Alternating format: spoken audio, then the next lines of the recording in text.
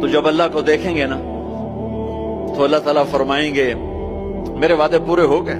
کہا جی پورے ہو گئے۔ کہا اچھا اب اس سے بڑی چیز دے دوں جو دیا ہے؟ کہا جی کیا؟ کہ جاؤ میں راضی ہو گیا، اب کبھی ناراض نہیں ہوں، اب کبھی ناراض نہیں ہوں۔ وہ اللہ کہے گا مانگو مانگو مانگو، آج میں تمہیں دینا چاہتا ہوں اپنی شان کا۔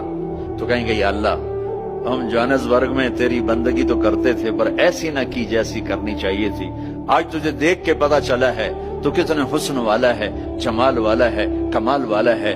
جیسے ہم دنیا میں تجھے سجدہ کرتے تھے نا نماز میں، آج ہمیں ایک سجدے کی اجازت، پوری نماز نہیں صرف ایک، کہ ہم تمہیں یوں دیکھ کے اللہ اکبر کرنا چاہتے اور ماتھا جنت کی زمین پہ ٹیکنا چاہتے۔